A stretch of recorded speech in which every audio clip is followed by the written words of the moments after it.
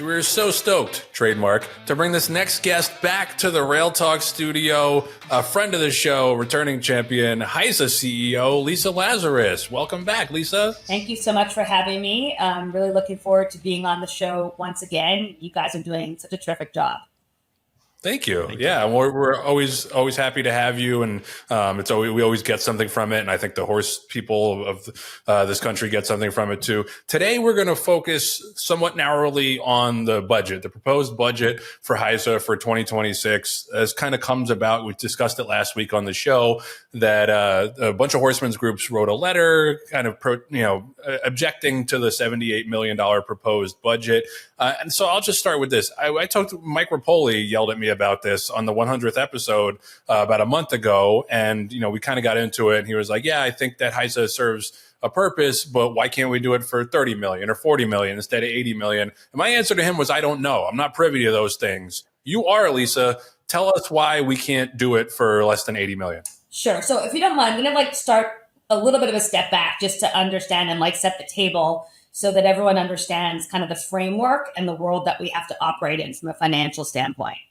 So the first thing is, obviously, under the Act, Congress has ordered us to do certain things and deliver certain things. And there are some things that are they're non-negotiable, and they were the price, frankly, for saving horse racing and preventing Congress from shutting down horse racing. And we've got to essentially collect the resources to deliver those things. We have to submit our budget to the Federal Trade Commission for approval pretty far in advance of the fiscal year.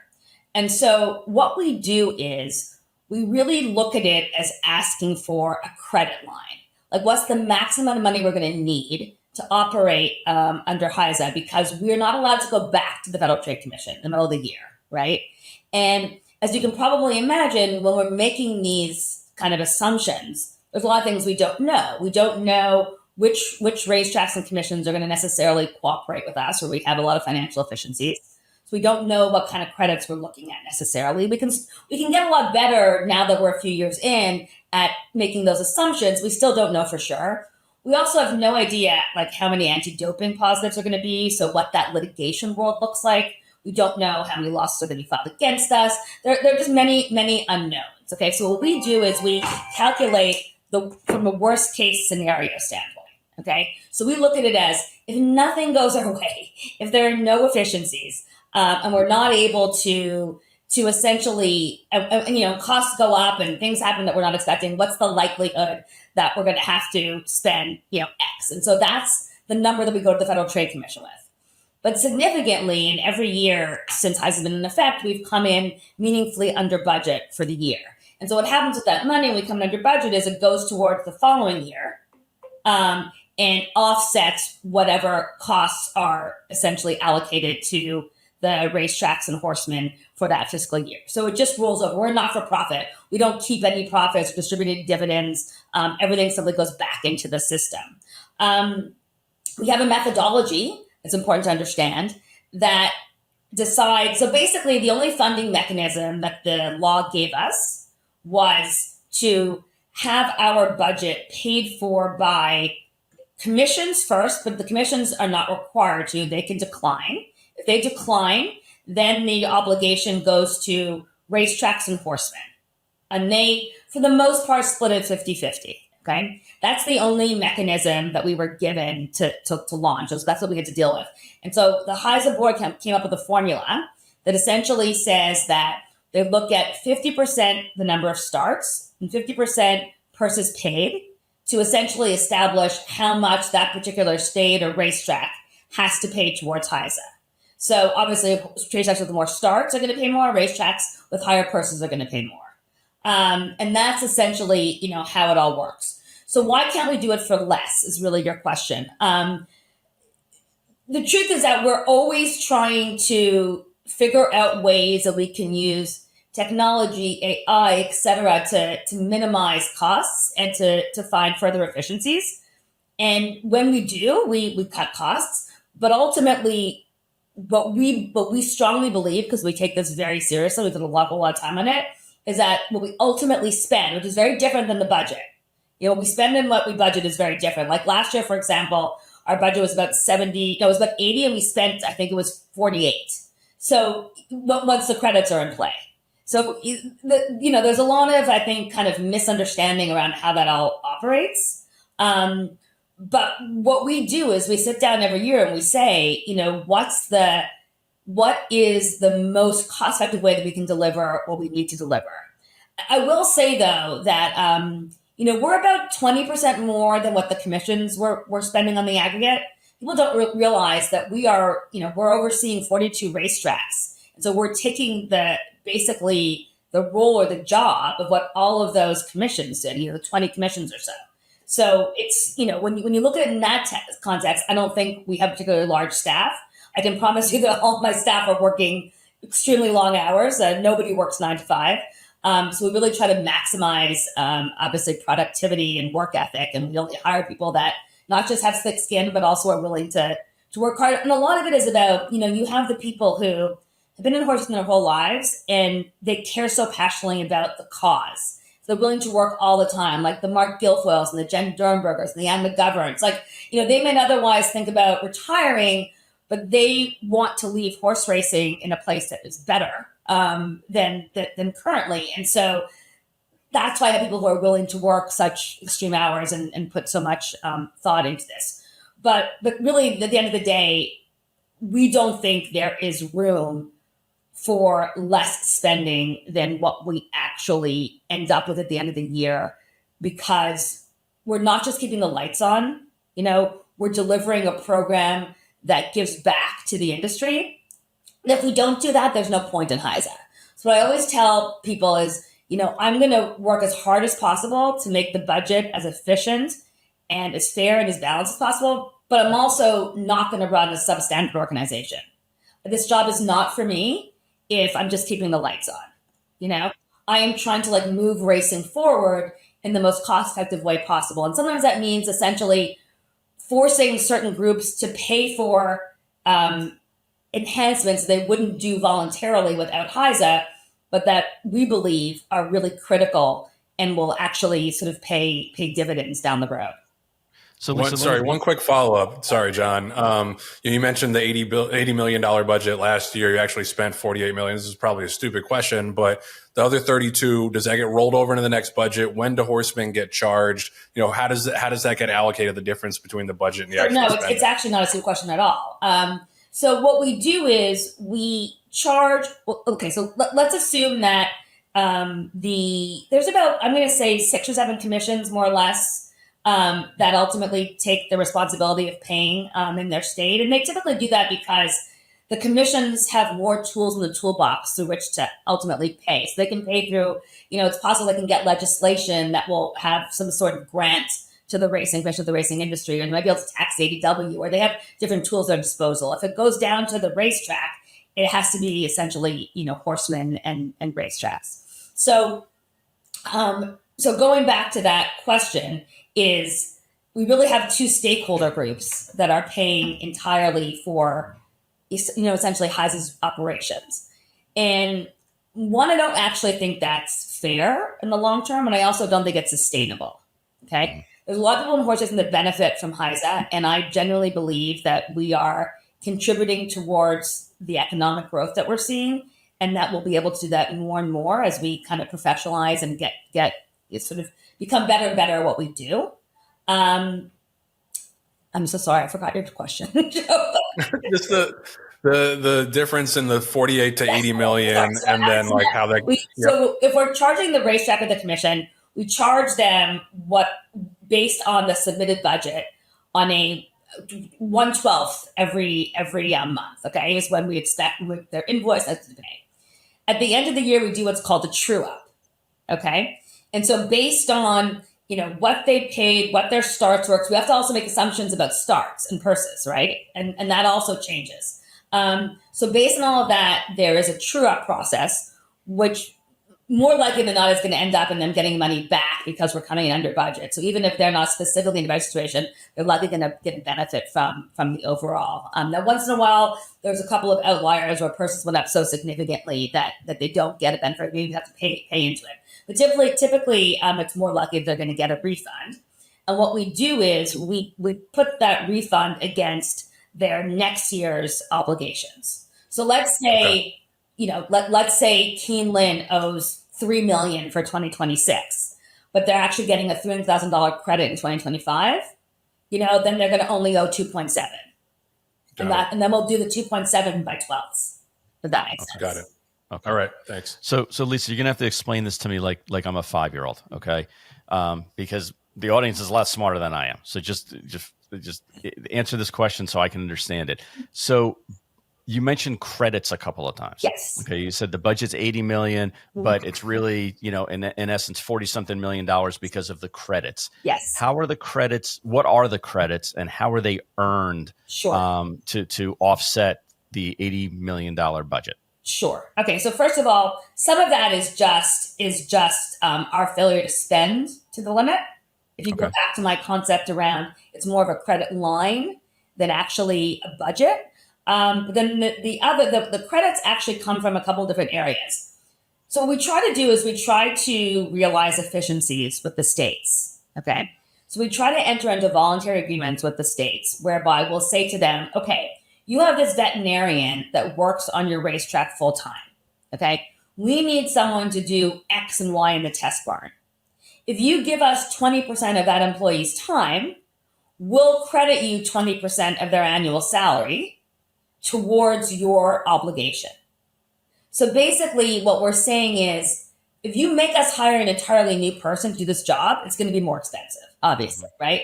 But if we use your existing staff and we kind of rejig responsibilities, really it shouldn't be that different because they had to do it as commissions before HISA. It's not like anti-doping and testing is a brand new concept. Like it's been in effect since for a very long time. Obviously different systems, different approaches, but they had to have the staffing. So what we say is let's work together so that you have one staff member, doing a number of things, and then you get the benefit. So we do that on testing personnel, we do that on vets, we do that on investigators. We do that really also with laboratories. Like there are some laboratories in certain states that will do research for us, and we'll give a credit for the research. We also obviously credit on if they're getting some laboratories are willing to negotiate like a flat fee, which is beneficial to HISA. And so we will then sort of credit that state back for any fees like pay or any tests that are delivered in other states. So there are a number of different ways. Those are really the keys. And it mostly ends up being like a credit from personnel, from staff, sharing staff, basically. Because we don't want to have to, there are some states that really don't like HISA, and so they just want to make it as painful as possible. And so they make us hire new people, and then they complain when it's more expensive. But if we worked collaboratively, it wouldn't be as expensive, But and we have certain constraints and obligations that did not necessarily exist under state law in every given state, right? We've got to deliver. Like one of the things, for example, people don't realize is that the Act requires us to have every single covered person and covered horse registered with HISA, okay? So we had to build a portal and a system that takes in all this information and that works effectively and efficiently. And we had to have, a help desk to help trainers sort of manage that system and that transition. We have technology teams, and actually our technology teams are based in like India and the Philippines and Ukraine. First of all, the quality is great, but also for cost reasons. They're managed out of, I want a few people out of North America, but really the bulk of the teams that are programming and coding and creating all of our apps and all of our data are based internationally so that we can take advantage of cost savings. We don't have, we have a very small office. For 2 years, we were able to, the NTRA donated office space to us, so we didn't pay anything for office space. The Federal Trade Commission unfortunately came in and said they didn't like that arrangement and they wanted us to be in our own space. So we have a very small space in Lexington where about 5 people go in, but most of my staff is sort of working from home, and so we don't have those expenses in terms of, everyone has their own sort of virtual home office. And when we get together, we have the office in Lexington, but it's not large. That's just sort of like one example. but there are many ways. The other thing that I think is important for people to realize is that we're also not at scale. So as you know, we've had all of these different litigations. And with these litigations, we've ended up in a position where 3 pretty significant states in horse racing are not under HISA's umbrella. Right. Talking about West Virginia, Louisiana, and Texas. Okay. At the end of the day, once the Supreme Court rules, we're either all going to be in or we're all going to be out. So we're either all out and then HISA, none of this matters, and we can stop having podcasts about HISA's budget. No more. No, stop it. You can't stop podcast. Or we're all in, and West Virginia and Louisiana have so many starts that their contribution to fixed costs reduces the overall cost for every stakeholder pretty meaningfully. And so that's something people also don't realize. that's especially because we're moving to a pure starts methodology next year in 2026. And so, West Virginia and Louisiana are going to be even more important under that methodology in terms of balancing costs. And I guess one other thing I wanted to just share, because people don't necessarily realize, is that one of the first decisions that I was faced with when I took over as CEO of HISA was the act required us to appoint an anti-doping agency to essentially run the day-to-day operations of the anti-doping program, which you all now know is HIWU. But at the time, the front runner for that position was the U.S. Anti-Doping Agency. And one of the main reasons why I rejected that, and I took quite a bit of heat for it at the time, is that they were insisting on spending about double what we currently spend. So people think it's expensive now. If we had gone with USADA, it would essentially have been double. The amount of testing they wanted to do, the amount of staff they wanted, it just made absolutely no sense. HISA is more expensive than the aggregate of the commissions prior to HISA. But again, I think it's a 15 to 20% increment. But I genuinely believe that we're delivering a lot more value, and that in a number of states, they were barely testing. Right. $70 a test and maybe testing for 2 or 3 things. Just because substances are prohibited doesn't mean that the commission was paying the laboratory in a contract to actually pay for them, pay to test them. You know what I'm saying in terms of the difference? It's one thing to say, these 100 substances are prohibited. It's another thing to actually legitimately test for them. Right. Yeah, no, I think that's right. Just Joe, if I just do a quick follow up. So one of the listeners sent us a question saying, "Hey, the 2 biggest line items on the HISA budget are for HIWU $37 million and for lab testing $19.5 million." They're rounding a little bit. Is there any wiggle room in those numbers where you'd expect to see a decrease, or is it? And also, how is the HIWU $37 million broken out, because it's not shown on the budget? So we we pay all of HISA's costs to operate. So that $37 million is for their entire staff, all their operations, basically everything. They're as big as HISA, so it's running like an entirely separate company. They're based in Kansas City, so salaries and office space and everything are really, kind of very manageable. They're not what they would be, obviously, in New York or a major city or even Lexington. So we do save significant costs there, and there are also people some of whom are based remotely. But really, the HIWU line item is for all of their operations, all of their salaries, and we do constantly. Ben Mosier, who runs that, he does a very good job with the budget, and he's consistently under budget. Again, going back to kind of the credit line concept. And also, we're always talking about ways that we can increase efficiencies. We're learning to some extent, how to operate this as we're building the plane. People always say to me, why didn't you wait a couple of years and launch when you were ready? Because we weren't given that choice. I would have been first in line to be give me 2 years to build this. Right. Congress gave us a deadline. We had sometimes I think the interest is to understand that when Congress got involved, that is the federal government. We are not the federal government, but we answer to them. And there's a lot of things that I and my staff do behind the scenes to basically keep keep the attackers away, so to speak. So keep them at bay. Do its thing, keep them at bay. That people don't see. I mean, I have to answer to Congress all the time. I mean, it just, individual Congress people and individual senators. But if they have a constituent who's not happy about something, my phone is the one that rings. We've got to deal with all the animal welfare organizations. You may not like them and you may not think they're credible, but they still have to be dealt with. And that's what we do to try to just let the folks who are in racing just do their racing jobs, focus on racing and the best horses and best stories and best jockeys. So that's, and then the lab testing, yes. If you were to ask me, what do I think the biggest impact of HISA has been? I would probably say the laboratory testing. I'm horrified, honestly, at what was happening pre-HISA. I mean, I really can't put it any other way. Over the course of 2 years, we've gone from something like 8 labs to 4. And some labs that were testing an inordinate number of samples for horse racing that were, not professional, not operating properly, not operating with integrity. Now, if your labs aren't operating with integrity, you have nothing.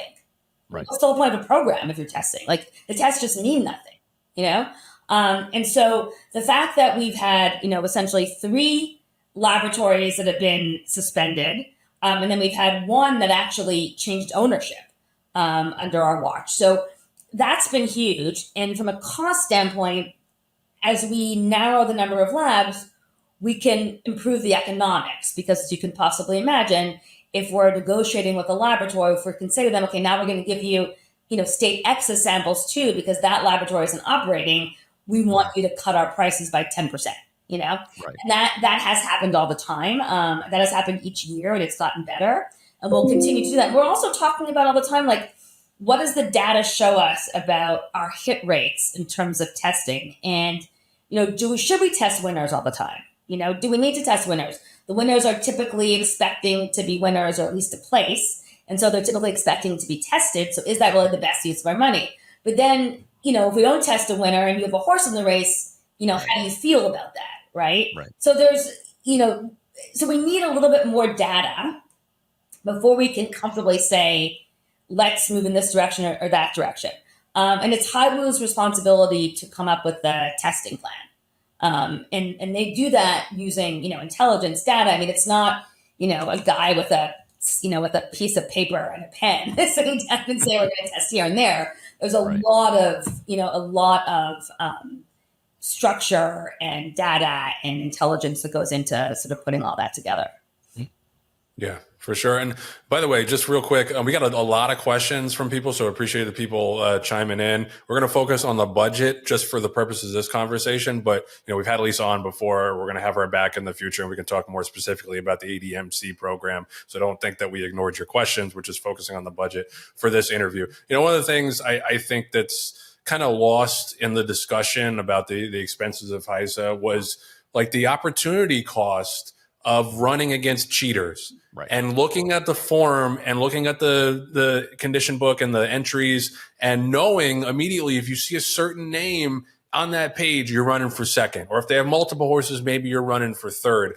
I'm curious about the back and forth that you've had with horsemen. Like, do they acknowledge that to you? Obviously the cost thing is a concern, and I understand that, but do they acknowledge kind of the opportunity cost of not having to run against cheaters anymore? So, it's really interesting. It probably is not going to surprise you to say that I hear privately from a lot of trainers who are preaching that, and a lot of owners.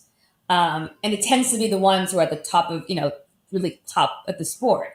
Unfortunately, to some extent, they're not public about it the way our critics are. So you hear a lot more kind of noise in the Twitter X world, obviously, than you hear positive. But I don't think that's necessarily reflective of the sentiment. Mm-hmm. And I had a number of people who contacted me to say that while there's obviously several factors that resulted in the sale being so successful, some of which are obviously the appreciation, depreciation, and the stock market. But everybody said to me, like, we truly believe that HISA plays a role also, because we're not going to be bringing in like new buyers and new entrants to the industry if they don't think they're coming into like a fair sport and a level sport and a sport that has a strong regulatory structure. And if you look at, there's a couple of people that I think are really sort of worth pointing out, like Griffin Johnson, who's really done a lot, I believe, for the industry. He answers to a demographic that is young and very socially conscious. And he said to me a number of times, like, I could never be involved in horse racing if HISA didn't exist, because I wouldn't be able to tell my followers that this is really about an industry that cares a lot about horses, not just me personally, but an industry that cares about horses. Same with, we have, a consortium now with Little Yachty and a couple of other rappers, and same thing, their manager, Adam, came to us and said, we want to partner with HISA. We want to be able to do things with HISA. We explain we're a regulatory body, we don't partner, but we're really happy, that you feel comfortable coming into the industry because of the regulatory framework. And, I get told all the time, trainers are leaving and purses are down and race days are down. It's just like not factually correct. No. I mean, every time an owner comes into the program, they have to register with HISA. And if they leave, they have to retire. And the numbers are just going up in terms of owners and trainers. They're not going down. And, purses in most jurisdictions are going up.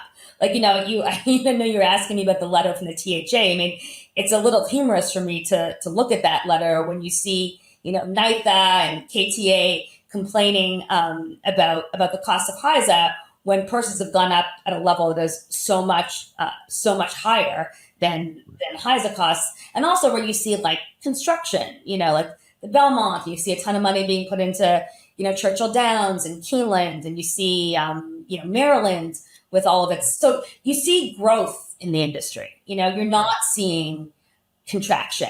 And where you are seeing contraction, as I do believe that some contraction is probably necessary in our industry to maintain top sport and to maintain welfare.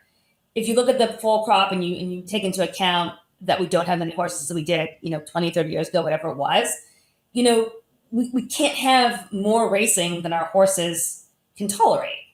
Right. From a welfare standpoint, we don't have enough horses to have a tremendous amount of racing, and so there are some places where they may pull back on certain race dates, but the purse levels are still going to be the purse levels. Will just be given out over a smaller number of dates. We haven't seen that happen yet, but I do think with this new methodology coming next year, it may, where starts are the only factor. But what I hope it does is encourages kind of smart planning, so that you have within a state, coordination between racetracks about when to race. That just makes no sense to me, right? Like in Pennsylvania, they're on top of come up with a calendar that makes sense for everyone. It's a win-win. And hopefully when they look at the costs under the pure starts methodology, they'll take all those factors into consideration and find a program that maximizes, the product, right? The quality of the product, and also prioritizes horse welfare. Yep. And Lisa, I know that you have people that tell you behind the scenes, that they're pleased with HISA, they're pleased with the results, they're pleased with your leadership. And Joe and I say it openly. And you have West Point Thoroughbreds and DJ Stable, arguably two of the top 20 racing operations in the country, that on a weekend and week out basis, are promoting and standing by everything that's HISA, because, number one, we learned what the rules were like beforehand, the Wild West, and what that racing was like. But now through, whether it's, it could be any combination of all of these, whether it's, HISA's unified rules and regulations, the tax depreciation schedule, the strong structure, within the industry, the social license renewal, as you mentioned, getting marketing initiatives, through the next generation, all those things are kind of lining up and building our sport to be recognized and to be accepted again in the general practice of the world, which is great. And it leads me to the question of like, what price for fairness? Like, is a 20% increase in expenses worth, knowing that the races are run with integrity and that you have a fair chance to win the race? Everyone's got to look in the mirror and ask that question to themselves, as to whether or not, it's the expenses are worth it. When I look at a budget, I'm shifting gears now, but when I look at a budget I'm looking at two sides of it. One is the expense side, and the other side is the revenue side. Mm-hmm. And there is, projected $1.4 million of revenue on the 2026 budget. Can you explain to the audience, why HISA would be making money or earning revenue? And are there other outlets in the future that you see where that number is going to grow and therefore would decrease the amount of expense? So I'm so happy you asked that question, because that was something that I really wanted to have the opportunity to talk about. So HISA has recently announced its financial goals for the next 10 years. And we've set really two key objectives. One is that by 2030, half of the budget will be generated by revenues outside of assessments. And by 2035, we'll be budget neutral. There'll be no assessments. And the way that I'm spending the majority of my time on revenue producing initiatives, as well as potential government partnerships that might allow us to bring in other revenue. That to me is where the focus should be. So instead of saying, let's make HISA a subpar product, let's kind of cut costs so we're just kind of like no better off than we were before HISA, versus I agree 1,000% that it's too much long term for horsemen and racetracks. Mm-hmm. I don't think it's sustainable. It's not my plan. But I have to go that way out of the gate because I have no other options. So we are working on a number of different initiatives that involve, essentially packaging some of our data that's anonymized and selling it through various products. We have about 5 or 6 different apps that we've created to help our horsemen essentially comply with HISA, organize data, et cetera. We have a lot of stuff that we do for the vets, and some of that has gotten attention overseas, where there's been some interest in purchasing some of our technology to use in other jurisdictions. We have a few different government programs that we're working on. We have a number of different, I don't want to start getting into the details of the different products, but we are spending a lot of time, and that's my main focus, is finding money. Because what I'd much rather do is bring money in so we can grow, but at the same time, significantly lessen the burden on the industry, especially the folks in the industry who are working, I think, the hardest to make ends meet, which is really the trainers, the horsemen, and the racetracks. No doubt. I have one more question. I just want to add. Okay, go ahead. Yeah. Sorry, but I wanted to add about why the future looks a lot better than the present is that there are certain expenses that we had to make up front around technology to just create and build that are going to lessen over time, that are going to decrease and will result in cost savings.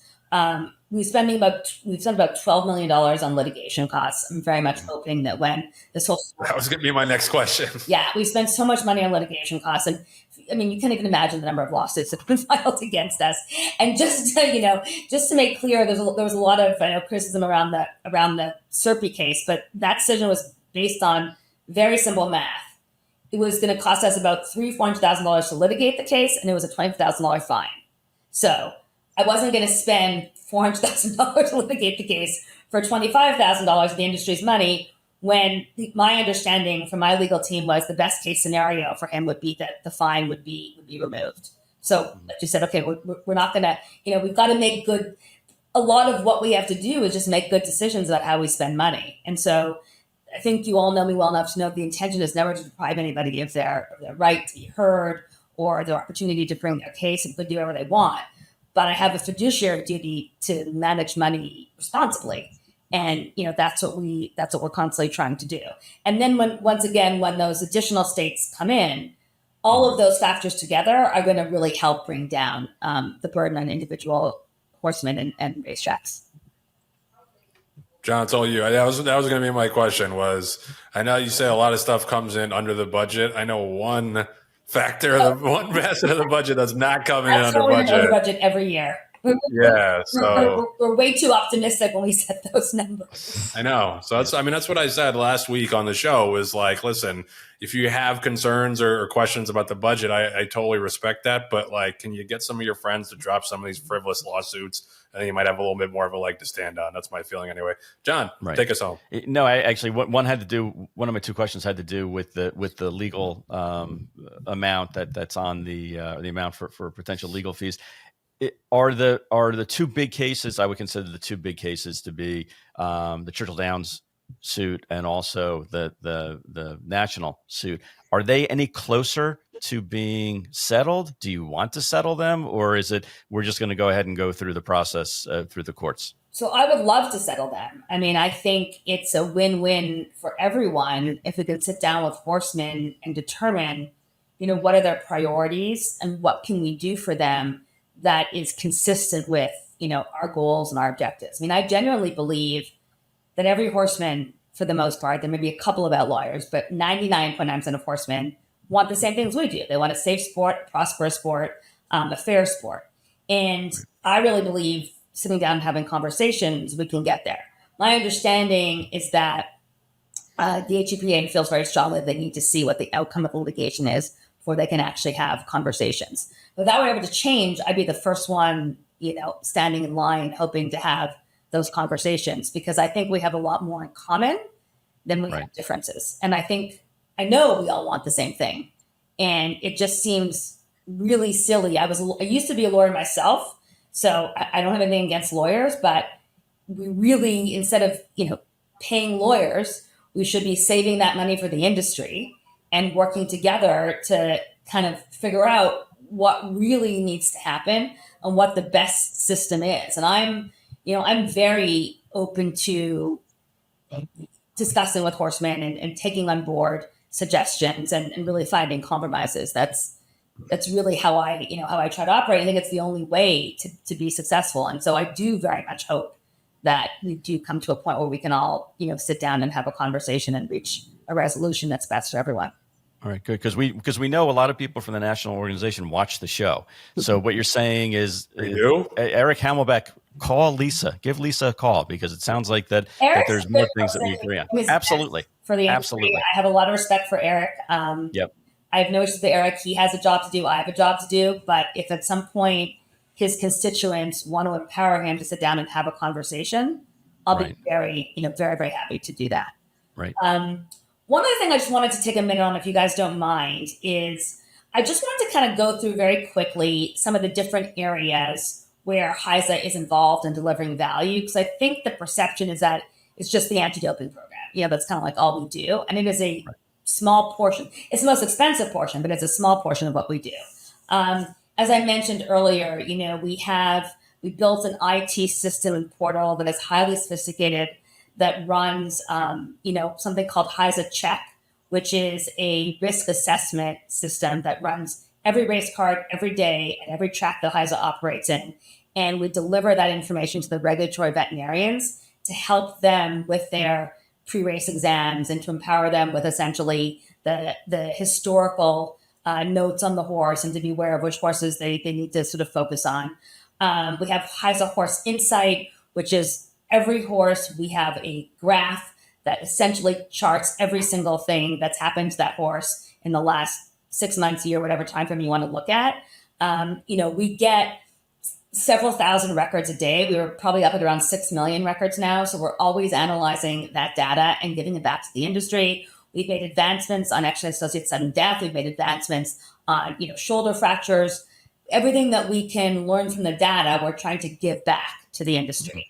We have a public affairs team that works in DC to try to keep, working along the NTRA, but also trying to make sure that everybody is satisfied that we are doing the best for horse welfare and that racing is deserving of protection and deserving of longevity.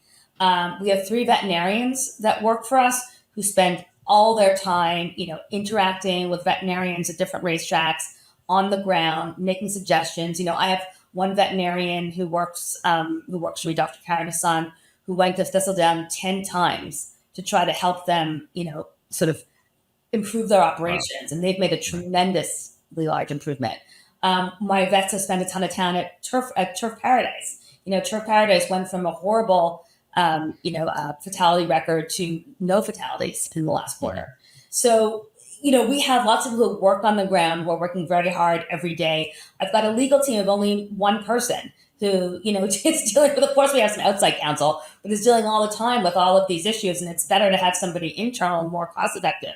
We'd spend a lot of time on jockey welfare. The act also requires us to protect jockeys. And we spend a lot of time on their physical welfare, their mental welfare. We have Jeff Johnson, who works for us, who used to work for the Jockeys Guild, but is interacting all the day. We have a medical director who is now in charge of human injuries. And for example, he spent the last couple of days on the phone with Brian Hernandez's team and Brian Hernandez's wife, making sure he's getting the best care possible. So now what happens when a jockey gets hurt at one racetrack, all of their records go with them to whatever trauma center they're going to. And Dr. Hester is on the phone immediately within minutes to make sure that they get the best surgeons, the best care, that everything is being prioritized. And that didn't happen before. And, the Guild's been terrific with us. I mean, they would have always wanted this to happen. They didn't have the sort of leverage or the power to make it happen. But together we've been able to. So I'm not gonna keep going, but there are so many things that we're out there doing. We also do racetrack accreditations. We accredit every racetrack in the country. So all the money that used to go towards paying the NTRA to do that is now saved, right? That's not being paid by racetracks. We also pay for every single racetrack to have their initial start of the season evaluation from the Racetrack Services Testing Laboratory. That's another expense that used to live somewhere else, but is not a new expense. It's just that we're now taking it over because it needs to be uniform and the same across the board, and not necessarily every racetrack was doing it before. We need to make sure that every racetrack is. So there are just so many areas that HISA is working hard to make improvements and advancements in, and people shouldn't just think of it as an anti-doping agency, because it's so much more. That's a great way to finish right there. And so much of it is being done behind the scenes too. So, Lisa, appreciate the transparency in the chat as always. Like I said, we'd like to have you back on to talk more in specifics about the ADMC program, but this was great, and appreciate the time, and keep fighting the good fight. Thanks, Lisa. Thank you.